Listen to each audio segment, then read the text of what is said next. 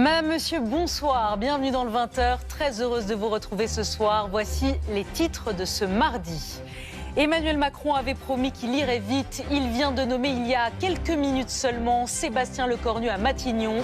Jusque-là, ministre des Armées, le nouveau Premier ministre devra réussir là où François Bayrou a échoué, obtenir la confiance d'une assemblée divisée et faire voter un budget. On sera en direct de l'Élysée et en plateau pour l'analyse avec Nathalie Saint-Cric tout de suite. La France face au risque de débordement. Journée de mobilisation demain avec des blocages attendus partout. 80 000 policiers sont mobilisés. Dans ce journal, un point complet sur les perturbations à prévoir. Et dans notre page spéciale, un gros plan sur l'un des moteurs de la colère, le ras-le-bol fiscal.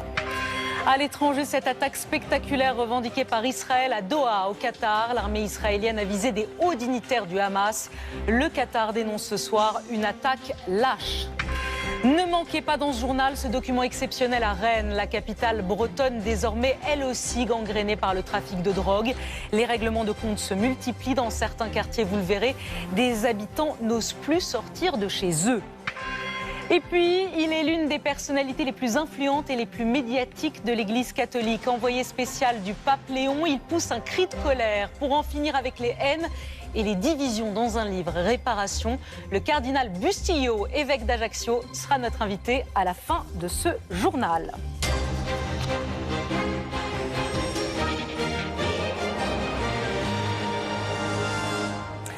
La France a donc ce soir un nouveau Premier ministre. Une fois n'est pas coutume, Emmanuel Macron est allé vite, même pas 24 heures après la chute de François Bayrou.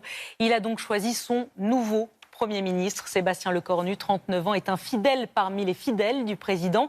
Certains disent même qu'il est son chouchou. Jusque-là, ministre des Armées, il est connu pour être un fin négociateur. On revient sur son irrésistible ascension jusqu'à Matignon avec Astrid Mesmorian et Alexandre Peyrou.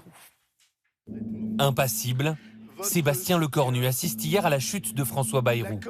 En son fort intérieur, sait-il qu'il lui succédera, devenant le 5e Premier ministre en 2 ans.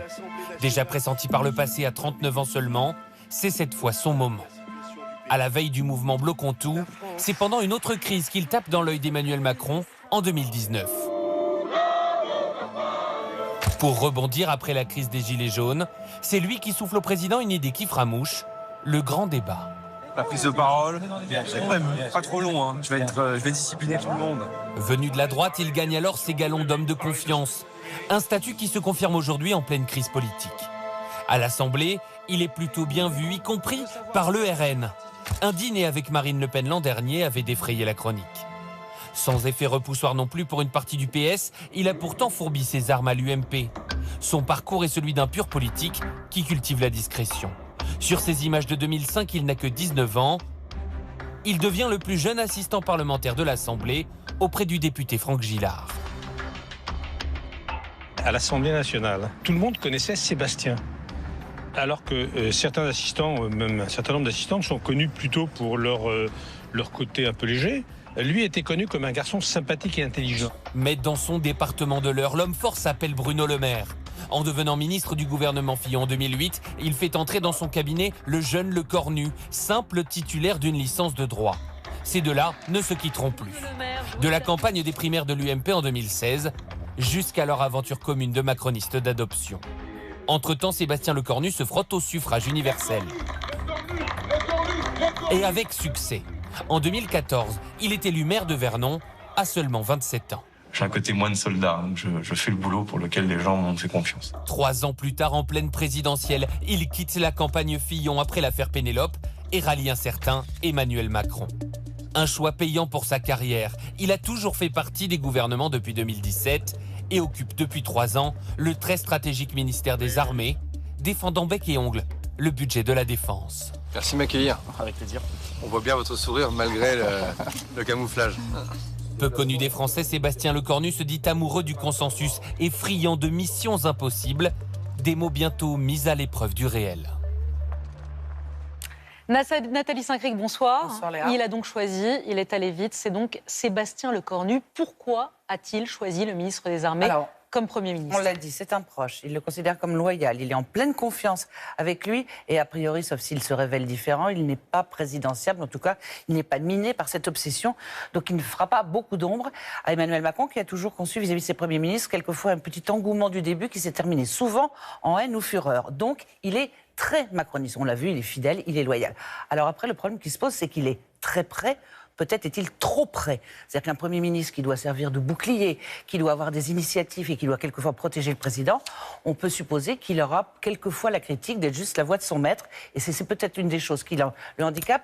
Juste à noter, à préciser qu'il est jugé par rapport à des personnes comme Xavier Bertrand, RN, PS compatible. Ça ne veut pas dire qu'il va le faire entrer dans le gouvernement. Ça veut dire qu'il a des contacts avec les uns, des contacts avec les autres, qu'il connaît très bien les parlementaires et que c'est un fin politique.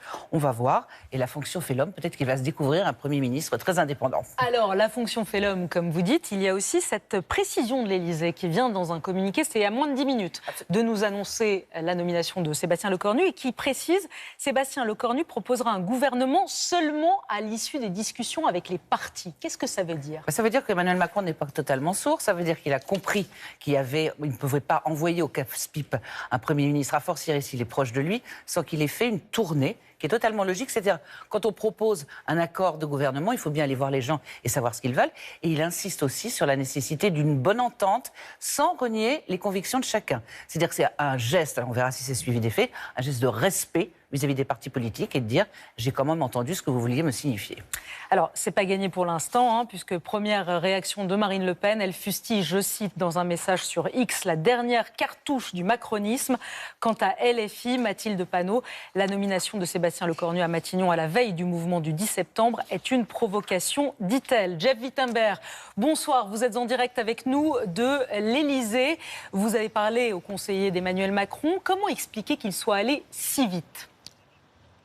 Eh bien, tout simplement pour ne pas donner l'impression cette fois-ci de jouer la montre, de tergiverser alors qu'on est à la veille d'un grand mouvement social avec Bloquons tout demain dans les rues de France. Et c'est vrai que hier, le communiqué de presse parlait de décision des prochains jours, mais on a très vite compris cet après-midi à la fois que ça allait être imminent et à la fois que ce nom de Sébastien Lecornu s'imposait de plus en plus. On vient de le dire, c'est un fidèle du président, mais il a, dans ce communiqué que vous évoquiez tout à l'heure, une vraie feuille de route. Il doit bâtir un budget, c'est ce que dit l'Élysée, et je cite, bâtir les accords nécessaires aux décisions des prochains mois. Ça veut dire en clair se tourner vers les forces politiques, vers la droite, ce ne sera pas difficile, il en vient, mais aussi vers la gauche, appeler les leaders socialistes dans les plus brefs délais, c'est ce qu'il va faire.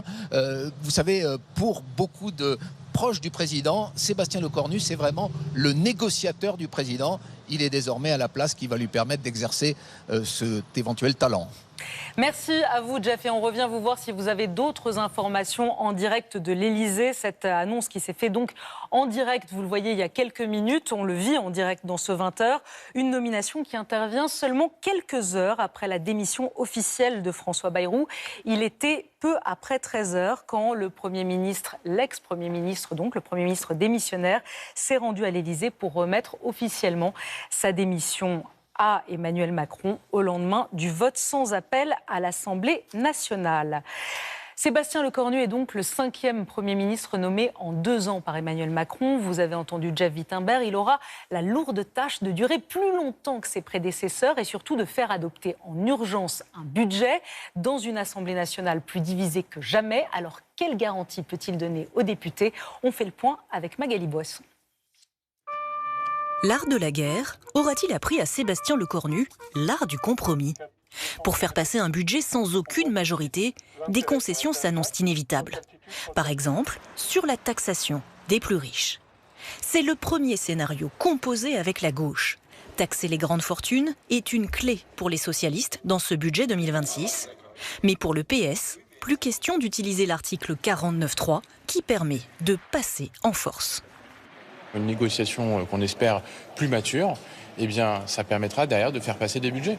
Parce qu'on a pu trouver des compromis, par exemple sur la taxe Zuckman, on a pu trouver des voies pour avancer sur la fiscalisation des plus riches. À chaque fois, on a voté des choses comme ça dans les différents budgets, et à chaque fois, ça a été éliminé par les 49.3 successifs. Le bloc central pourrait ouvrir la porte à cette taxation des plus aisés. Autre scénario, aller chercher une majorité sur la question de la baisse des dépenses publiques. Une thématique incontournable à droite, mais aussi pour l'extrême droite, qui pose des conditions pour ne pas censurer le gouvernement. Si en revanche, on a un gouvernement qui écoute le premier parti de France, c'est-à-dire le Rassemblement national, et qui, par exemple, supprime l'aide médicale d'État et fait faire une cure d'amaigrissement à un État devenu obèse, alors nous serons peut-être plus cléments. Des exigences radicales. Alors pour rester maître du jeu, Sébastien Lecornu pourrait plutôt revenir sur la suppression des jours fériés. Abandonner cette mesure pourrait faire consensus. Mais le pari de concilier la gauche et la droite reste aventureux. Quand vous écoutez le son de cloche des LR, qui veulent plus d'économie, que vous écoutez le son de cloche des socialistes, les deux piliers sur lesquels le gouvernement tient, ou en tout cas sur lesquels il ne tombe pas, sont en totale opposition, en totale contradiction. Le gouvernement devra aussi très vite trancher sur le montant des économies, 44 milliards d'euros ou moins à réaliser. Nathalie, François Bayrou est tombé sur le budget. Avant lui, Michel Barnier est tombé sur le budget. Sébastien Lecornu peut-il faire passer un budget en urgence, là, dans les prochains mois? On ne peut pas condamner les choses à l'avance. On peut dire que c'est mal parti, tant les sujets s'amoncellent. Le premier en vrac, je vous dis, l'assurance chômage. Les socialistes considèrent qu'il faut faire une pause et arrêter de la réformer. Il y a également le dossier des retraites, qui est revendiqué par le Parti socialiste. Il y a les franchises médicales. Il y a le fameux sujet des jours fériés, mais à mon avis, ça l'a mécédite. Et puis il y a tout le problème de la fiscalité, notamment sur les plus riches. Si on veut garder les LR sans perdre le Parti socialiste, il va falloir godiller. Et après, quel montant? 44 milliards ou moins. Et godiller, finalement, ça sera peut-être des renoncements. Donc je dis oui, il peut faire, mais à quel prix? Est-ce qu'Emmanuel Macron laissera faire? Première réaction en vidéo qu'on peut vous diffuser ce soir, celle du député insoumis Manuel Bompard. Écoutez. Écoutez, c'est la nomination d'un membre des gouvernements d'Emmanuel Macron depuis 2017. Donc c'est évidemment une décision pour le président de la République pour perpétuer sa politique. Plus que jamais, la question du bras de fer, du rapport de force et de la démission du président de la République s'impose. On y reviendra et on vous donnera les autres réactions, évidemment, à mesure qu'elles nous parviennent. La première épreuve de feu pour Sébastien Lecornu, c'est évidemment la journée de demain. La France en colère donne de la voix. Le mouvement Bloquons tout appelle à paralyser tout le pays demain. Certains sont déjà passés à l'action dès aujourd'hui, dans les trains, dans les supermarchés et dans les facs. À quoi faut-il s'attendre concrètement? Eh bien, on fait le point avec Paul-Luc Monnier et Hervé Pozzo. Les premiers blocages à l'aube sur la rocade bordelaise. Ici, le mouvement du 10 septembre commence le 9 septembre. Une action coup de poing, les prémices de la mobilisation. Dans toute la France, plus de 600 actions sont organisées demain. Sur cette carte, des rassemblements, des grèves et au moins 150 blocages annoncés. Les autorités redoutent aussi des sabotages comme aujourd'hui dans l'Hérault. Près de Montpellier toute la journée, peu de TGV. Trafic compliqué à cause d'un acte de malveillance, un incendie volontaire de câbles, non revendiqué selon la SNCF. Autre mode d'action demain dans le métro parisien, sur les messageries cryptées, certains appellent à envahir les voies, à déclencher les signaux d'alarme de manière intempestive, un acte passible de 6 mois de prison et 3 750 € d'amende. Demain, des entrepôts Amazon pourraient aussi être ciblés, le marché international de Rungis ou encore des raffineries de pétrole. Dans les amphis aussi aujourd'hui, la mobilisation s'organise. Sciences Po restera fermée demain. À la Sorbonne, les étudiants ont voté pour un rassemblement devant l'université. C'est l'unité et la convergence des luttes, ensemble pour tout bloquer demain. Une convergence des luttes qui inquiète les commerçants. Dans le centre-ville de Rennes, une dizaine d'enseignes barricadées. Visseuses et menuisiers sont débordés. Il y a un petit peu d'anxiété et de peur, puisque les années précédentes, on a eu pas mal de casses. À Rennes, une cinquantaine de commerces a aussi décidé de fermer, mais en solidarité avec le mouvement. Hier soir, sur notre plateau, Bruno Retailleau disait craindre des débordements et des actions violentes. Le ministre de l'Intérieur démissionnaire a promis un dispositif de sécurité massif. Plus de 80 000 policiers et gendarmes seront déployés sur tout le territoire. Plus mobiles, mieux renseignés, comment les forces de l'ordre ont appris des gilets jaunes à être plus efficaces. Regardez ce reportage d'Éric Pelletier, Enzo Venito et Stéphane Lisnige. Ce matin, près de Lyon, le bras de fer a déjà commencé. Des manifestants tentent d'envahir le périphérique. Les policiers interviennent très vite pour les déloger. Bilan, 3 interpellations, le message est clair, la fermeté. Pour l'appliquer, une mobilisation exceptionnelle des forces de l'ordre. Pour cette journée de revendication, des effectifs conséquents seront alignés sur tout le territoire. Le dispositif, on a fait le point, il est absolument massif. Il comprendra pratiquement 80 000 policiers, gendarmes, des moyens aussi en termes technologiques, en termes techniques, une petite trentaine d'hélicoptères, mais aussi des drones. Mais cette stratégie sera-t-elle adaptée ? Les forces de l'ordre ont tiré les leçons des violences en marge des manifestations de Gilets jaunes. Elles n'hésitent plus à aller au contact en cas de débordement et disposent désormais de nouveaux moyens très mobiles, comme les motards de la Brave M à Paris. Les consignes du ministère vont être de ne pas laisser ni des blocages s'installer, de ne pas laisser des violences, des vols. On va être à la limite entre le maintien de l'ordre et presque des situations de violence urbaine en fait. L'un des enjeux pour les services de renseignement, anticiper les éventuels sabotages. Les premières actions comme ces radars vandalisés dans le Loir-et-Cher n'ont pas été détectées en amont, car les groupes échangent sur des réseaux chiffrés, mais les policiers disposent d'informateurs infiltrés. Des sources qui vont nous informer, nous renseigner sur la réalité des faits, notamment sur l'extrême gauche, les milieux anarchistes ou les milieux des Black Blocs.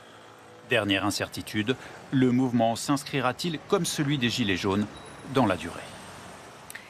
Et vous, demain, comment vous préparez-vous à cette journée de mobilisation ? Côté transport, attendez-vous à un trafic perturbé sur de nombreuses lignes en Ile-de-France, notamment sur le RER B, avec 2 trains sur 3 seulement. Dans les airs, le trafic aérien sera perturbé au départ et à l'arrivée des aéroports de Marseille, de Nice et depuis la Corse. Les commerçants, eux, s'organisent, les parents d'élèves aussi, et dans les entreprises, on privilégie le télétravail, comme le montre ce reportage de Laetitia Legendre et Philippe Maire. À la sortie des bureaux ce soir, les voyageurs ont tous en tête leur trajet de demain. Avec cette question, sera-t-il compliqué de se déplacer ? Les usagers essaient au mieux d'anticiper, il y a les fatalistes. Je pense que je vais partir peut-être un peu plus tôt, mais ensuite on ne peut pas faire grand-chose de plus. Et ceux qui ont prévu de s'adapter. J'attends 1 heure, 1 heure et demie, enfin il faut attendre un peu, mais s'il n'y a pas, je rentre chez moi. Là c'est prévu, je reste en télétravail demain, j'évite les transports. Je sais que ce ne sera pas tant la galère que ça, mais préfère éviter. Difficile d'être en télétravail dans cette entreprise de menuiserie qui emploie une 40aine de salariés. Mot d'ordre pour demain, la tolérance. Nos responsables nous ont dit de faire comme on pouvait, de prendre notre temps, de ne pas spécialement se lever plus tôt pour arriver. Et plus tôt, on arrivera quand on arrivera. De la souplesse aussi du côté des techniciens. Le responsable a revu tous les déplacements de l'équipe chez les clients. Je me déplace sur place, rendez-vous à 9h. C'est une réorganisation pour les techniciens parce qu'il faut éviter au maximum Paris. Avec une inquiétude pour le directeur, que ce mouvement s'installe dans le temps. On a des marchandises qui viennent de loin et si elles n'arrivent pas, elles n'arrivent pas. S'il y a des gros barrages, ça peut poser des problèmes sur plusieurs choses parce qu'on n'a pas de solution bis. La direction de cet hôtel parisien, elle aussi, a anticipé. Dans les étages, 2 à 3 femmes de ménage viendront spécialement demain pour renforcer les effectifs et pallier les retards éventuels. Mais ce n'est pas tout. En réception, on a demandé au personnel qui habite dans Paris de venir travailler. Donc comme ça, au moins, demain, on est sûr d'être opérationnel à 100%. Mobilisation aussi annoncée dans certaines crèches ou centres de loisirs. Ce papa, commerçant à Lille, a un plan B pour garder sa fille. S'ils ne peuvent pas la prendre en charge, il va falloir qu'on se débrouille et que je m'organise pour la garder avec moi. Je suis déjà allée avec papa au travail et ça va être cool. Ah, ça va être sportif, hein. Emmener les enfants au bureau, une solution de dernier recours pour de nombreux salariés.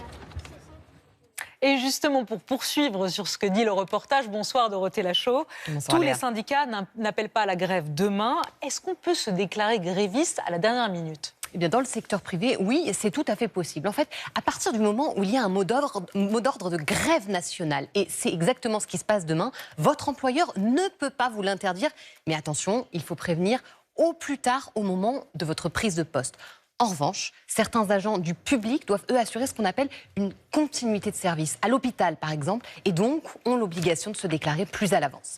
Et si, à cause des blocages, je ne peux pas me rendre à mon travail, qu'est-ce que je risque? Alors, pas de risque de sanction disciplinaire, mais si vous n'êtes pas là, eh bien, vous ne serez pas forcément payé. Donc l'autre solution peut être de demander à votre employeur une journée de télétravail, une journée de congé ou encore de vous payer un taxi. Mais là encore, il n'a aucune obligation de vous l'accorder. Et puis autre question, si la crèche de l'école de mon enfant ou si le centre de loisirs ne peut pas l'accueillir, qu'est-ce que je fais, Dorothée? C'est compliqué parce que ni la loi, Léa, ni les conventions collectives des entreprises n'autorisent d'absence spéciale pour grève uniquement pour cas de maladie ou d'accident de votre enfant. Il vous faudra donc poser un jour de congé ou l'amener avec vous. Merci, Dorothée, c'est plus clair. Bruno Retailleau a dénoncé ce matin un acte d'une insondable lâcheté. Des têtes de cochons ont été découvertes devant plusieurs mosquées de Paris et de la banlieue parisienne. C'est considéré, vous le savez, comme une profanation, le cochon étant un animal impur dans la religion musulmane. Un homme a été aperçu sur les vidéos de surveillance. Dorothée Oliéric, Aurore Ployer et Arantxa Belderheim. La scène est filmée par une caméra de vidéosurveillance à Montreuil. Devant cette mosquée, l'homme dépose un paquet en pleine nuit. Il s'éloigne, puis revient prendre des photos avant de repartir tranquillement. C'est une tête de cochon qui a été retrouvée ce matin, tout comme ici, dans le 20e arrondissement de Paris. Ou encore devant cette mosquée du 18e. À Malakoff, une autre tête a été découverte avec l'inscription Macron à l'encre bleue. Au total, 9 têtes de porc ont été déposées devant des lieux de culte dans la capitale et en proche banlieue. Comme ici à Montrouge, où le gardien a fait la macabre découverte. J'ai mis mes pieds ici. Tout de suite, je regarde la tête. Je dis, qu'est-ce qui se passe? C'est qui, peut-être c'est quelqu'un qui n'aime pas la mosquée. C'est quelqu'un qui... Il y a des racistes maintenant partout. Pour tous les fidèles, c'est le choc et l'indignation. Sur la tête de cochon, il y avait écrit Macron. Donc on a du mal à comprendre quel message est là-dedans. On voit que la haine, des fois, elle n'a pas trop de sens. Le grand recteur de la mosquée de Paris dénonce.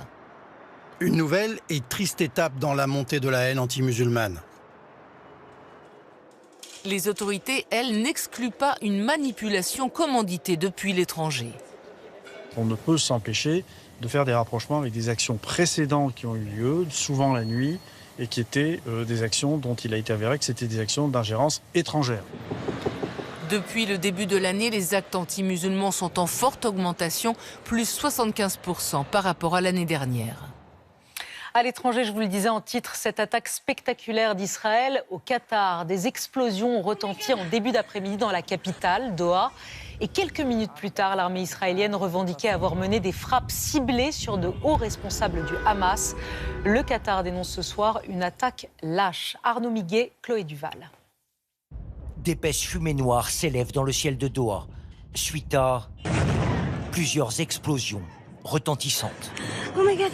Mon Dieu! Oh my God! Mon Dieu!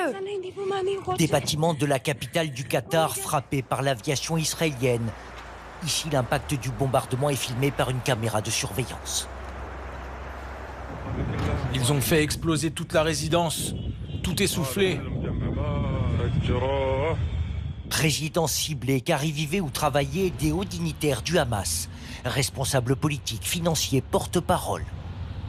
À gauche, Khaled Mashal, dirigeant du mouvement jusqu'en 2017, et à droite, Khalid El-Raya, principal négociateur du groupe pour un cessez-le-feu à Gaza.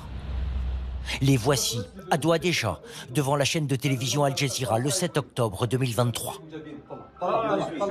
Regardez les images, ils ont pris un véhicule militaire. Prions pour la victoire. Priant et se félicitant des massacres perpétrés par leur mouvement en Israël. On ignore si après les frappes aujourd'hui au Qatar, les responsables ont péri ou ont survécu. L'Émirat a immédiatement condamné les frappes de cet après-midi. L'État du Qatar condamne fermement l'attaque israélienne lâche qui a visé des immeubles résidentiels. De son côté, Benyamin Netanyahou, qui a suivi les opérations militaires en direct, assume. En tant que Premier ministre d'Israël, je dois tenir mes promesses et il fallait que ces terroristes rendent des comptes. Les négociations pour une trêve à Gaza n'auront probablement plus lieu à Doha, mais la proposition américaine de cesser le feu reste d'actualité pour le gouvernement israélien qui appelle le Hamas à Gaza à l'accepter.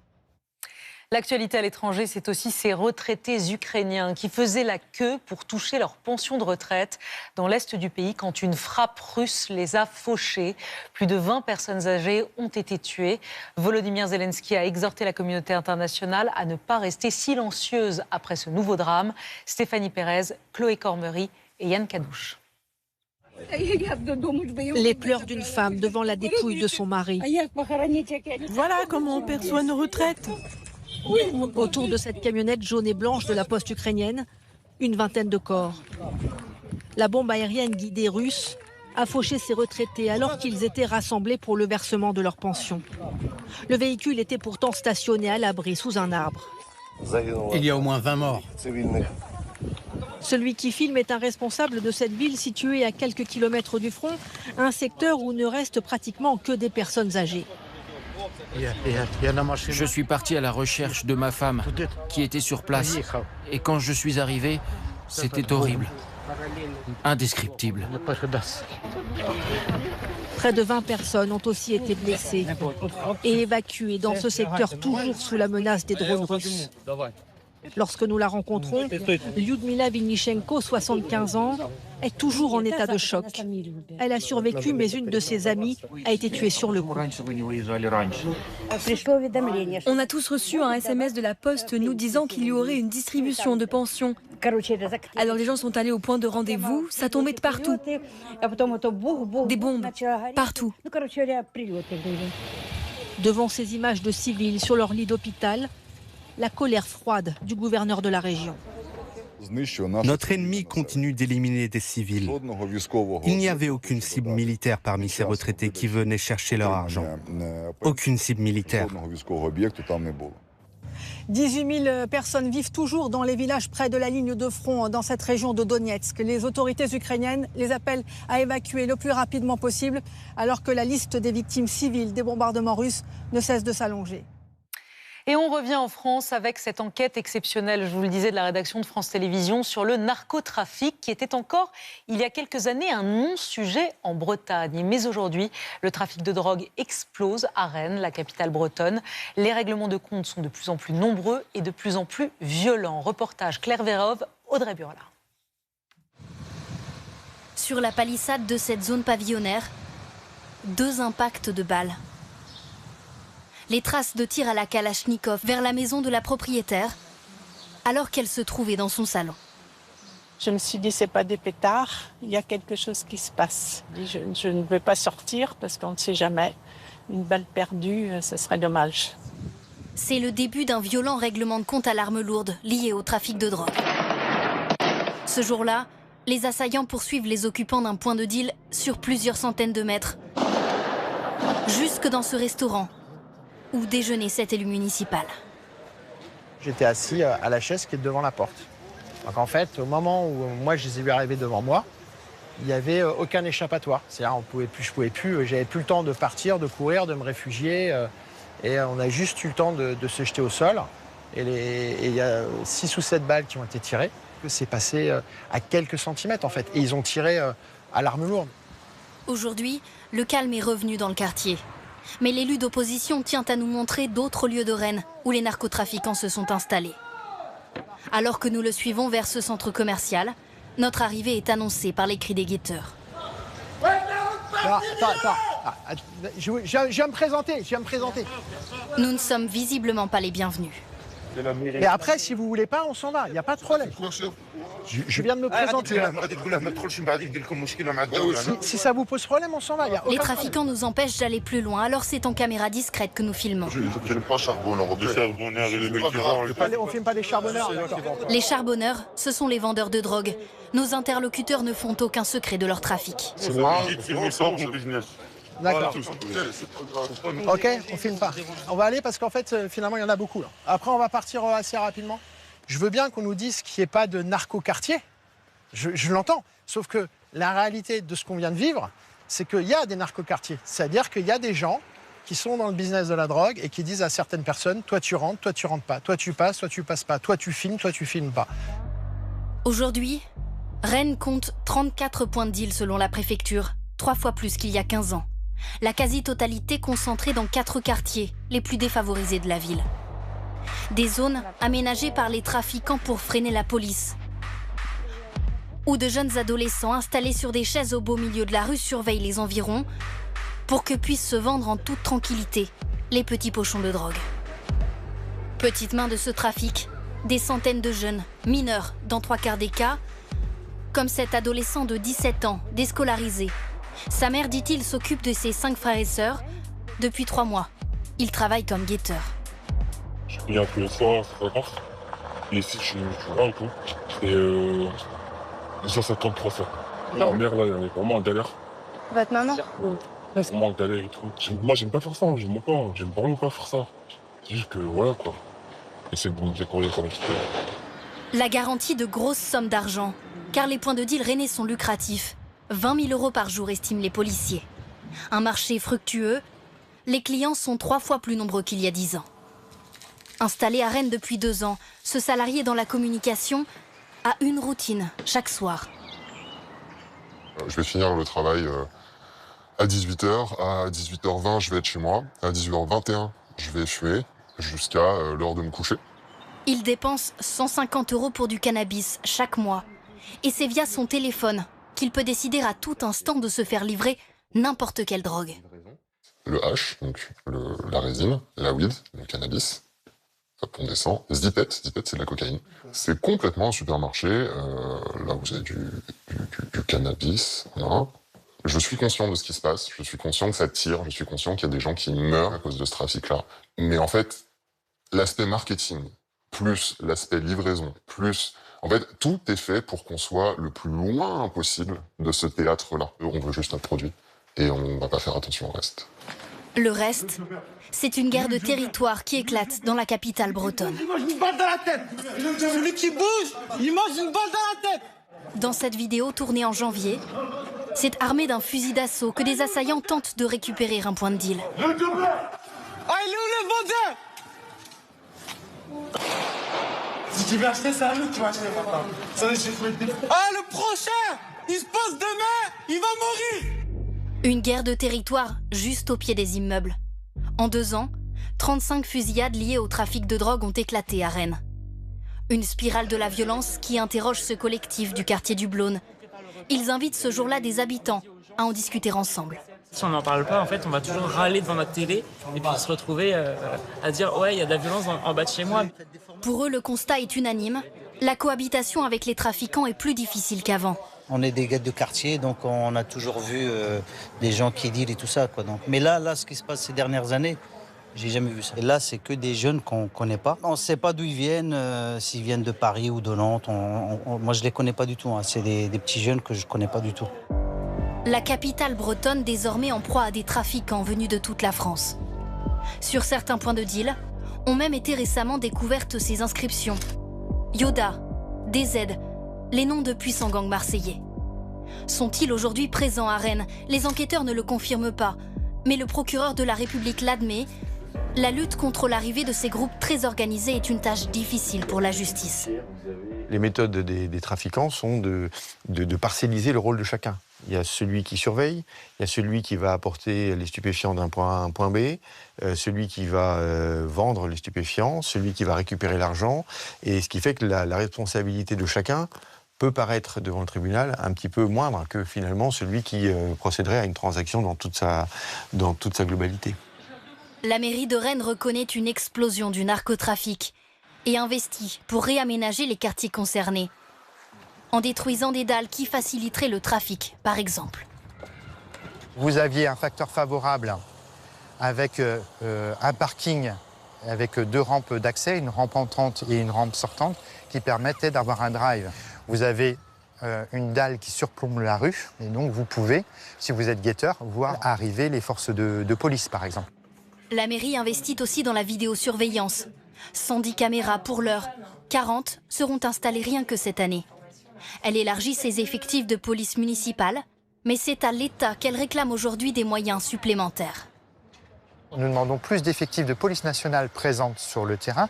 Nous demandons plus d'effectifs de police nationale dans la filière judiciaire pour mener les enquêtes judiciaires parce qu'on est sous-doté aujourd'hui dans le parquet de Rennes d'officiers de police judiciaire dédiés au trafic de stupéfiants par rapport à d'autres métropoles. L'an dernier, 492 personnes ont été mises en cause pour trafic de stupéfiants à Rennes. C'est 2 fois plus qu'en 2016. Et je vous rappelle la principale information de ce journal. Il était 19h53 lorsque le communiqué de l'Élysée est tombé. Emmanuel Macron a nommé Sébastien Lecornu Premier ministre. Il lui a demandé de former son gouvernement à l'issue des discussions avec les partis. Jusque-là, Sébastien Lecornu était ministre des Armées. Il est un fidèle du président. La passation de pouvoir entre François Bayrou et Sébastien Lecornu aura lieu demain à midi à Matignon. Et on en vient à présent à la page spéciale de ce 20h. À la veille de la grande mobilisation de demain, on s'est arrêté sur une phrase que vous êtes nombreux à répéter et que nos reporters ont beaucoup entendue ces derniers jours quand ils viennent à votre rencontre. C'est toujours les mêmes qui payent, c'est toujours les mêmes, c'est toujours les autres qui payent et il y en a marre. On a voulu enquêter sur ce ras-le-bol fiscal. On est allé dans un centre d'impôt à Clermont-Ferrand où l'ambiance est parfois électrique. Regardez, Étienne Prigent, Thierry Simonet. Vous nous rendez le formulaire au plus vite. Et puis on regardera pour étudier un délai de paiement. C'est de plus en plus fréquent dans ce centre des impôts. Des retraités qui demandent à pouvoir étaler leur versement, à l'image de Pascal Michel. Ah là, c'était trop, oui. 228 € d'un coup. Quand on a une petite retraite, ça fait mal. Le retraité qui dénonce aussi une inégalité de traitement avec les plus riches. Selon lui, ces derniers ont trop de moyens pour défiscaliser. Trop, c'est trop, voilà. Trop, c'est trop, toujours sur les mêmes. C'est et la tranche moyenne et les bas salaires qui systématiquement sont ponctionnés. Donc qu'est-ce que vous voudriez voir arriver? Le retour de l'ISF? Oui, tout à fait, sans problème. En France, 1 foyer sur 2 paye l'impôt sur le revenu. Une injustice, là encore, pour ce propriétaire en discussion sur sa taxe foncière, 2 400 € pour un appartement de 100 mètres carrés. Je trouve que c'est énorme. Mais voilà, on paye. Et pour lui, les efforts ne sont pas équitablement répartis. Tout le monde devrait être soumis, même symboliquement, mais le fait de payer quelque chose, 50 € par an, 100 €, mais tout le monde peut le faire. À Clermont-Ferrand, des agents des impôts évoquent des échanges parfois tendus, voire des comportements agressifs. D'où la présence de ce vigile à l'entrée du centre. Présence qui rassure ses employés. Elles alternent entre accueil du public et service de recouvrement. Ici, le cas d'une personne concernée par une saisie sur salaire. L'échéancier va se supprimer automatiquement. Là, je vous avoue que chaque mois, c'est très compliqué. Là, vous voyez, par exemple, je suis à 0. Le ton peut rapidement monter. Ça n'arrive pas non plus tous les jours, mais il arrive d'avoir des personnes qui sont assez virulentes. Il y a un peu des gens qui peuvent payer, mais qui estiment qu'ils ne veulent pas payer. Et puis, il y a effectivement des gens, quand même, une bonne partie de la population quand même, qui est en difficulté. Mais tout le monde n'est pas fâché avec les impôts. Gérard Dauger, lui, s'est déplacé pour une réclamation liée à une erreur sur sa déclaration. Parce que vous voyez, j'ai 217 en plus, ça me fait 400 et quelques. Oui, je me doute. Jusqu'à présent, ce retraité a toujours payé volontiers. Je trouve que c'est normal de payer des impôts. Dans notre société, il faut aider un peu tout le monde. Alors, il faut que ça soit raisonnable, bien sûr. Justice fiscale contre pouvoir d'achat. Pour ce couple un peu perdu sur Internet, comprendre l'impôt facilite le consentement. On fait des routes, on fait des travaux. C'est fait pour ça, quoi. Voilà, à la limite. Donc on est bien content d'être en France, quand même. Selon l'administration, tous les impôts ne peuvent pas toujours être collectés. L'impôt sur le revenu, par exemple, doit être de minimum 61 €, faute de quoi le coût de la procédure n'est pas rentable pour l'État. On l'a entendu dans ce reportage, les classes moyennes, ceux qui sont ni trop pauvres ni trop riches, ont l'impression parfois de payer pour les autres. Est-ce que c'est vrai? La vérité des chiffres avec Julien Bigard et Éloine Martin. On estime que la classe moyenne, c'est environ la moitié de la population française. 26 millions d'adultes dans notre pays. Vous en faites partie si vous gagnez après impôt déduit entre 1 700 et 3 100 € net mensuels environ par personne. Cette classe moyenne, elle a souvent l'impression de payer trop d'impôts sur le revenu. Sauf qu'en y regardant de plus près, elle ne paye que 10% environ du total prélevé par l'État, quand les ménages les plus aisés en payent 90%. Dans le détail, la classe moyenne inférieure en est même exemptée. En revanche, la classe moyenne supérieure, celle qui gagne en moyenne plus de 2200 € par mois, n'y échappe pas. Elle paye 1100 € d'impôts sur le revenu en moyenne. Et ça, c'est sans compter la taxe foncière, la TVA, les cotisations sociales. Surtout, leurs impôts ont tendance à augmenter plus rapidement que les autres. L'an dernier, par exemple, la classe moyenne a payé entre 4 et 10% de plus en impôts sur le revenu. Ça veut dire que leur salaire a augmenté, et ça c'est une bonne nouvelle, mais qu'une partie a été récupérée par l'impôt, ce qui peut nourrir un sentiment de frustration. D'autant que les 10% des Français les plus riches utilisent de plus en plus de crédits d'impôt qu'on appelle aussi niche fiscale. Faire appel à un jardinier, à un tuteur pour les enfants, ou réaliser un investissement dans l'immobilier neuf par exemple, ont permis de réduire leur taux d'imposition. Et ils en ont beaucoup profité. Les impôts sur le revenu réellement payés par les plus riches ont même baissé de 0,1% l'an dernier. Voilà qui pourrait en partie expliquer ce sentiment de la classe moyenne française de faire plus d'efforts que les autres dans cette période de crise. Et vous l'avez peut-être repéré cet été sur les réseaux sociaux, ce mot d'ordre, ce hashtag, comme on dit, qui cristallise la colère. C'est Nicolas qui paie. Bonsoir Margot Subra-Gomez, vous êtes à l'œil du 20h.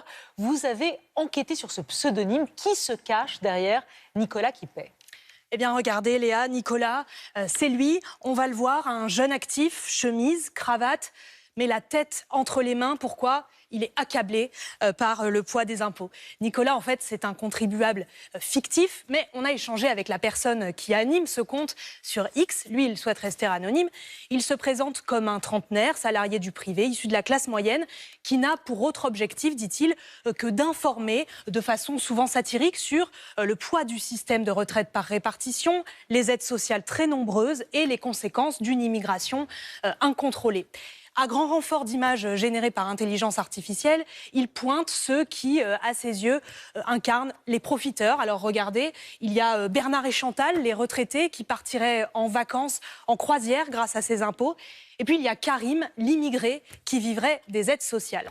Nicolas, il nous dit qu'il ne soutient aucun parti politique, mais il précise quand même: Javier Milei est probablement la personne la plus proche de mes idées. Pour rappel, Javier Milei, c'est le président argentin ultralibéral qui veut tronçonner les dépenses de l'État. Mais le discours de Nicolas, il trouve de l'écho dans l'opinion ? Alors, à ce jour, Nicolas qui paie, cela représente près de 700 000 tweets, ce qui reste assez marginal en fait par rapport à d'autres mouvements comme les Gilets jaunes qui, rien que la première année, comptabilisaient plus de 20 millions de tweets. Mais regardez, il y a clairement eu un bond sur X dans la popularité de ce compte Nicolas qui paie. On le voit bien, là, c'était cet été. Et ça n'a pas échappé à la droite de l'échiquier politique qui a vite fait de récupérer Nicolas. Écoutez ce qu'en dit on garde le social, Laurent Wauquiez. On arrête l'assistanat et l'argent qu'on économise, on le rend à Nicolas. Laurent Wauquiez et également des proches des alliés du Rassemblement national. Regardez Éric Ciotti qui commente les dépenses publiques liées aux Jeux Olympiques. C'est pas grave, nous dit-il, c'est Nicolas qui paie. Si Nicolas ne soutient aucun parti politique, en tout cas à droite, on a bien envie d'avoir son soutien.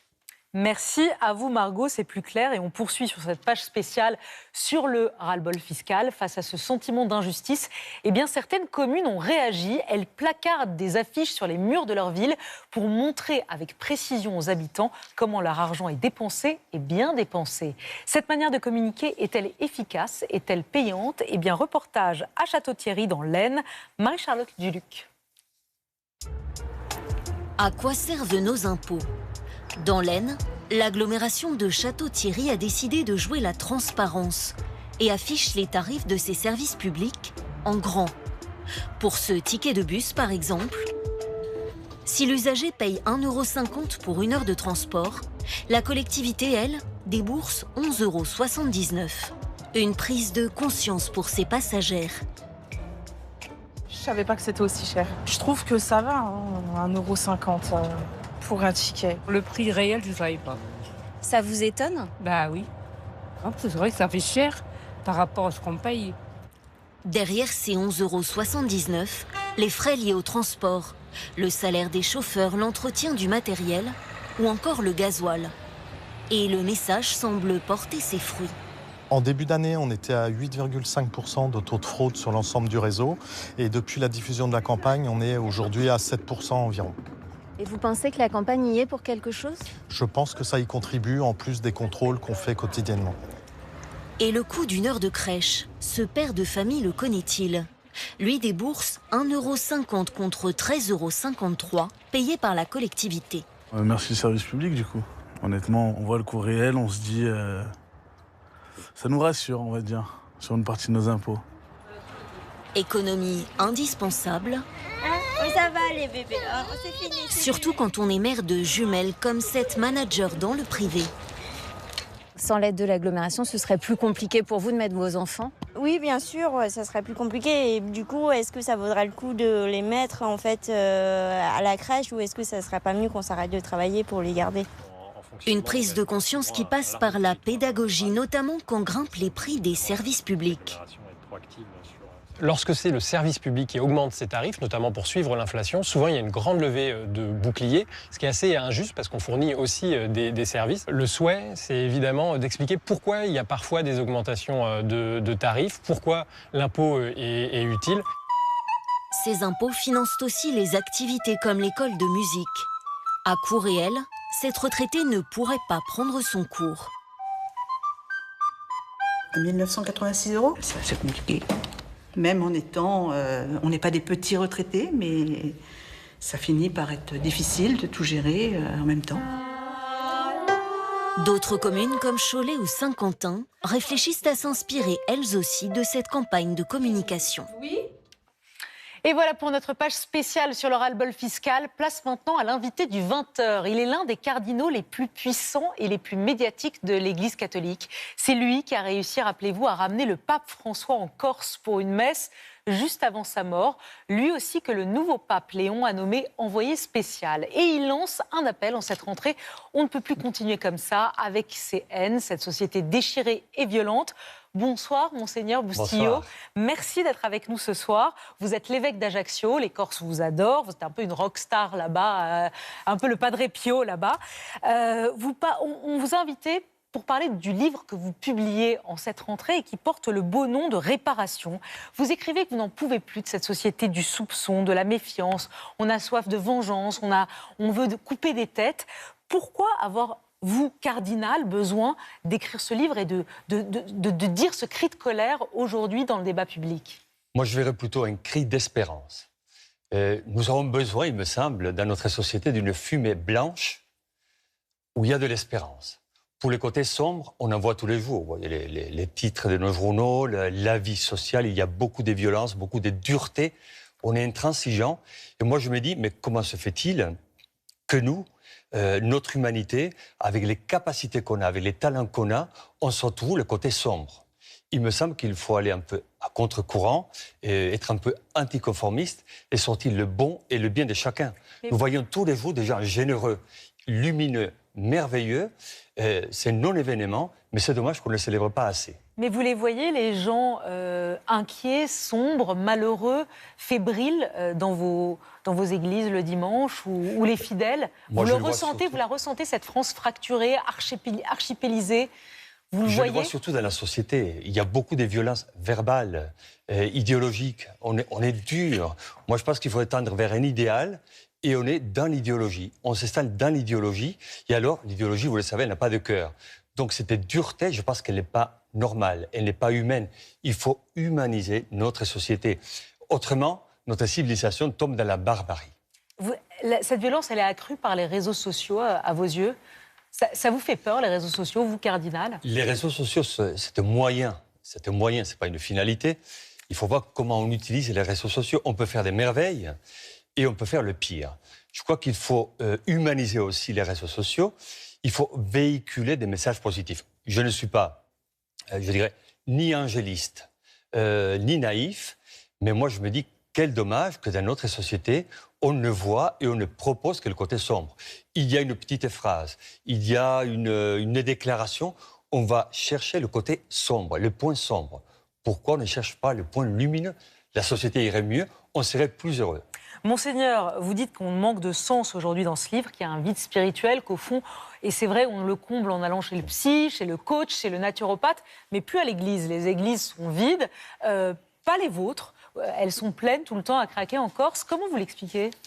Moi, je pense que notre société, au début du XXe siècle, on nous a parlé de la société désenchantée, un monde désenchanté. Maintenant, elle est désorientée.